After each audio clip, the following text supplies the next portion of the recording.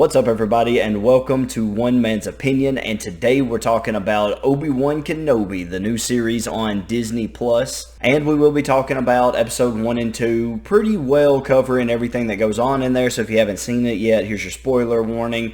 And I'm going to go ahead and be honest with you up front. I got a lot of negativity coming at you here for these two episodes. I wasn't thrilled. I didn't think that they were that great. But there are some things to be excited about. There are some things going forward that I'm really looking forward to. So at the beginning of my review, of my reaction, whatever you want to call it right here, just my knee-jerk reaction to watching these two episodes, you might hear a lot of negativity, a lot of things that I didn't like, but there are going to be some positives too, and especially toward the end of the video, looking forward at what's coming down the line.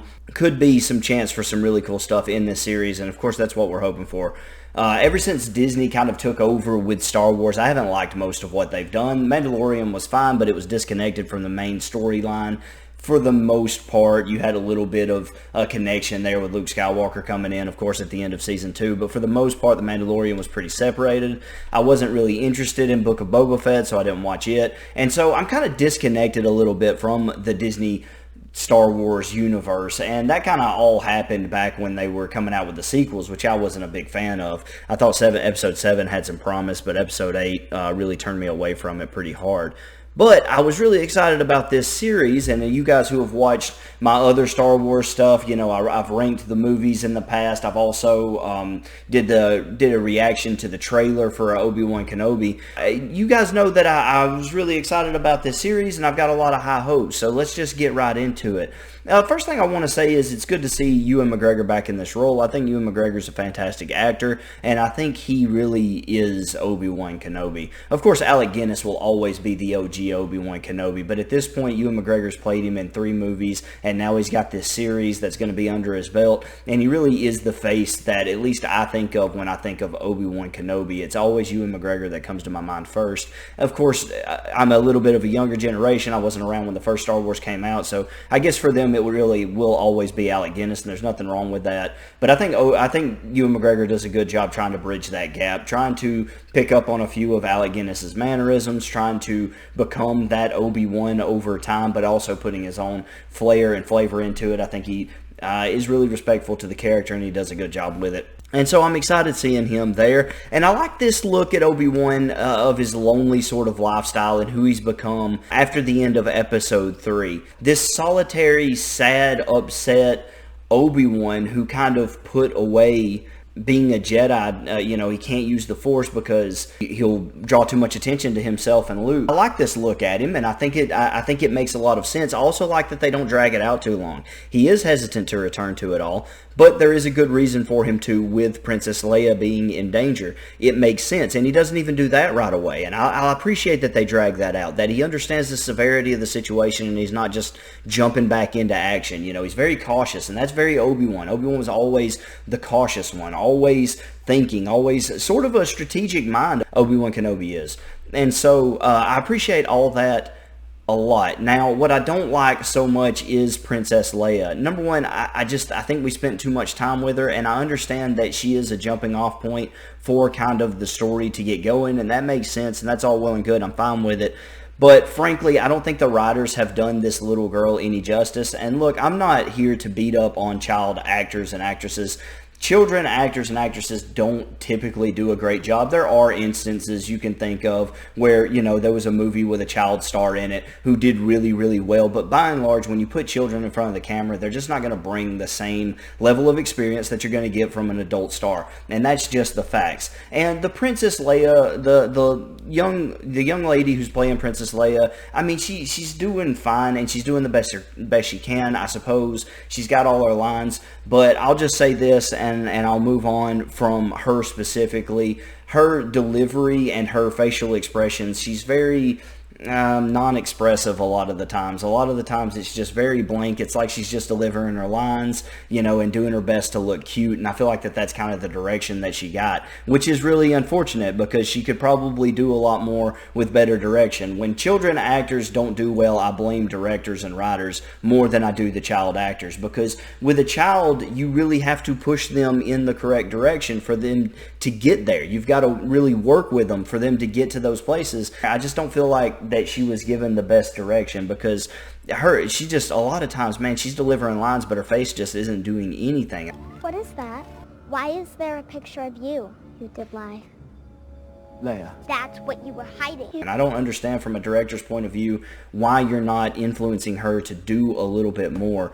But the writing for her character is really, really bad too. And I don't mind that they gave her sort of these empathetic abilities, these abilities to kind of peer into people and kind of understand their mindset, to know when they're hiding something from her and that sort of thing. I don't mind that they gave her those abilities. What I mind is that you can't have your cake and eat it too. You can't have her be hyper intelligent for a child and able to like read people really, really well, but only in a negative way. Like, it doesn't make sense for her to look at Obi Wan Kenobi and say, you know what, you're hiding from something from me. I don't trust you. Okay, fine, you can think that, but also she should be able to tell that he doesn't have any harmful intent toward her. Like, sure, he's hiding something, but she should be, if she can tell one thing, she should be able to tell the other. The running from him as bounty hunters are shooting at both of them, you know, at some point she should have realized, and then jumping off the building as she's getting shot at, like, it just doesn't make sense. And they're really pushing the plot forward on this little girl's ability to, like, tell what people are feeling and their motivations for things, and I'm fine with that because she does have some latent Jedi ability. We know that Leia has those things, and so I'm fine with all that, and I'm fine with her spunky little attitude. I'm good with all that, but I'm not good with her abilities only being relevant when it's convenient for the plot. Like, she should know that Obi-Wan is trustworthy. She should know that you know, this guy's obviously not here to cause me any harm. He's here to help. If she can read into him that he's hiding things, a Jedi who is capable of blocking their emotions, they're capable of blocking their thoughts, they have all this training for their mind. If she's capable of reading that into him, then she should be able to read into him the very obvious thing that he's trying to put forward, which is that he's here to help and that he wants to get her out of there as quickly as possible.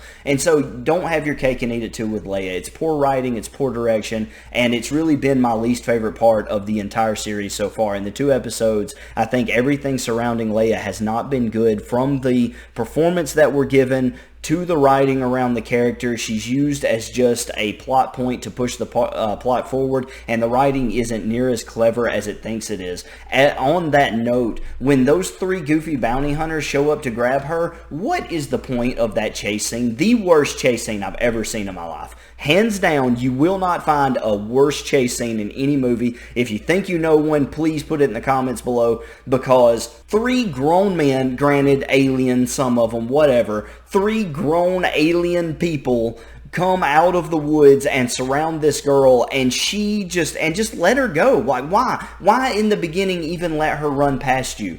Oh, that's what bad guys do. They let people chase. Well, that's poor writing is what that is. And it's wanting to force an action sequence in there that doesn't need to be there. When she runs by these bounty hunters, she is literally within arm's reach. And then how does she put that much distance between them to begin with? Do you understand that this little girl's legs are like this tall? That's it. She's not sprinting a 4.240, guys. I hate to break it to you. These grown individuals, aliens, whatever they are, sprinting after her through the woods are going to catch up with her in 3 strides. Have you ever chased a child? They're not fast. Kids are not fast. They're not, because their little bitty legs just can't carry them that fast. And the goofiest things happen in this chase scene where, like, she'll run under a branch and an alien will, like, run up to the branch that they could, like, easily jump or step over, and they'll just stop and be like, oh, you got me. Have you ever been in the woods? The woods are not linear. You don't run through the woods straight on. If there's a branch in the way, you step around the tree. Like, it's not,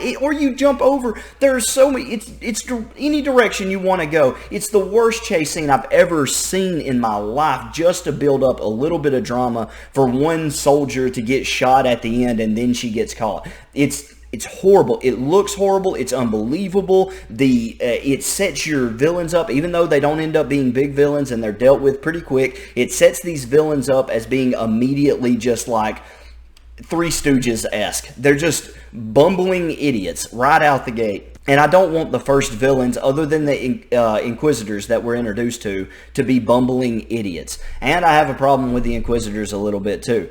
But the bounty hunters, they're awful. All the way up until, when they're chasing Obi-Wan and Leia through the streets and they can't shoot anything. They've got that stormtrooper aim. And Obi-Wan, who's only ever picked up a blaster a couple of times in his life, is a better shot than they are. That doesn't make any sense. I know that through the Clone Wars, there were times when Obi-Wan had to use a blaster, and I know that he's a well-trained Jedi, but he can't use the Force to help him with these blasters at all. So at the end of the day, he's just a dude with the blaster, and these should be seasoned bounty hunters can't hit the broadside of a barn, and Obi-Wan is just a much better shot. Fine, even if he is, at least let there be some danger. Have his robe get shot. Have him take a bullet to the elbow or something, give us some suspense. Can we have a bounty hunter or a stormtrooper that can shoot just one time? Just one time, Star Wars, can we get that?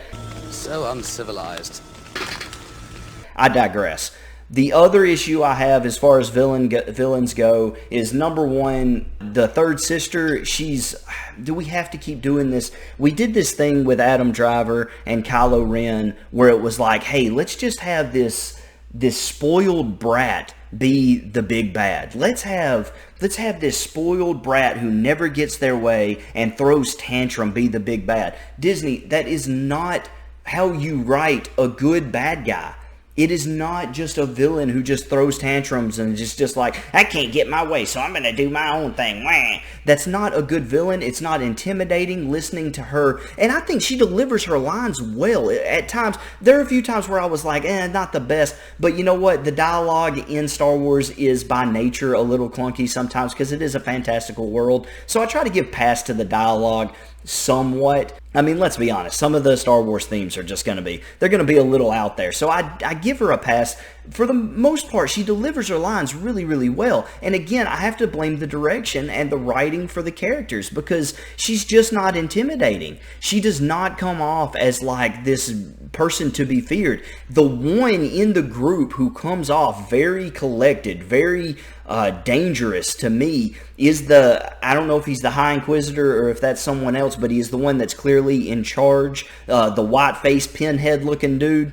That guy was the one that I was like, okay, when his turn comes up, when she's done and her time passes, he's going to be the one to watch out for in this series. And then she kills him in episode 2, assuming he's dead. She stabbed him with a lightsaber. I don't know why she would leave him alive if she didn't finish him off. That would be very Obi-Wan of her. But theoretically, assuming this guy is dead, I feel like they killed off the best potential bad guy in this whole series, except for one, and now we'll get back to some stuff that I'm really looking forward to, and that is, at the end of episode 2, we get just a brief glimpse of Hayden Christensen as Darth Vader, and that is where my hopes are just hanging on getting to see some Darth Vader in this series toward the end. I think it's going to be huge. I think it's going to be great. There's so much potential for emotional impact, big moments with Vader and Obi-Wan meeting again for the first time since Mustafar. Obi-Wan thought he was dead. Darth Vader's obviously going to be very, very angry. He's going to have a lot of hate toward Obi-Wan after the passing of Padme and after what he's become. There's just so much potential for emotional payoff with those two meeting again that my entire hope for this series lays on that. And so I will say that even though I'm not real thrilled, and I don't think there was a lot of good to the first 2 episodes, I said the same thing when I reviewed WandaVision. When I did WandaVision, I took it a couple episodes at a time, similar to how I'm doing this. And the first couple episodes, I was like, I don't know, it's going to get repetitive, especially as I got to episode 3 and 4. I think if I remember right, I was really down on it at that point. But then from after episode 4, it really started to pick up, and I started to like it a lot more. I thought WandaVision ended up being pretty good by the end of it, and had I still had a couple of gripes by the end of it, but it was overall a pretty good show and a pretty good showing for the character Scarlet Witch and kind of getting her arc going in that direction. And so I'm hopeful for Kenobi the same way. You know, the first couple episodes a little rocky. I hope we move away from Leia. I appreciate what they're doing, and I appreciate that she was a jumping off point. I think that was smart, but I don't want to see her hang around like Baby Yoda for the whole series. I don't want, you know, Obi-Wan doesn't have to have a cute sidekick. And I'm glad that the bad guys broke her little flying CD player. You know, I don't want to see some cutesy. We don't need some cutesy sidekick. You know, let this be a more emotional trip. We don't have to. I know Star Wars is all about selling merchandise, but you know, Leia gets her few episodes. Let her get back home safe, and let's move on to what happens. The ramifications of Obi-Wan stepping out again. People will now know that he's alive. People will now know for a fact that he's still out there, and the hunt will be on for him a little bit more. Let's move away from Leia. Get her safe, and then let's move on and see what else this universe has to offer and what else might come Obi-Wan's way while he's trying to look over Luke and keep Luke's identity safe. You know, there's a lot to be mined there. There's a lot to go into there. We still got, you know, potential to see Darth Maul out there somewhere, so that would be really, really cool if we saw him too. So a lot of potential with this series, and I see a lot of good things coming down the pipeline. Even the third sister, she could still end up being a very good character. I have no doubt that she wasn't one of the younglings there when Vader, you know, killed all the younglings in Episode 3. That's why I think she's angry with Obi-Wan, and that's why I think she has her chip on her shoulder. She probably blames Obi-Wan for everything that happened. It was his apprentice, you know, and so I could see, you know, she probably lost a lot of friends, a lot of people died, so she's probably gonna be one of those younglings that has a bone to pick with Obi-Wan. So there is emotional payout to be had with her if it's done right. I'm just not impressed with her after 2 episodes. There's more that could be done. Her run through the city with her weird like gainer flips and stuff, like we know Jedis can jump and run and stuff. Like, so unnecessary. Some of the things she did on those rooftops, I was like, why? You're literally taking longer doing this weird jump flip stuff. She's just, so far, she's the opposite of intimidating. She's quite boring as a villain so far. And I think the other two Inquisitors are actually much more interesting. Sometimes people that speak the least can be the more intimidating people. She almost talks too much. She just, I don't know. She does not come off as a good, competent villain to me. I know they need someone to push the story forward, but her and Leia, I feel like, have been done dirty as just pawns for the story and have not been given the time or writing that those characters could have been due. They both could have been done better, I feel like. And so that's my takeaway from the first 2 episodes, but still hopeful going forward. Still a lot of things to look forward to. Still a lot of good things to hang our hats on, and I'm excited to see where it goes. So let me know in the comments below what your reactions to episode 1 and 2 were. Let me know if you agree with a lot of the things that I said or if you disagree. If there are things that happened that I didn't touch on. I know that there were Easter eggs. I know that there were small things in the background. I try not to take too much time covering those things.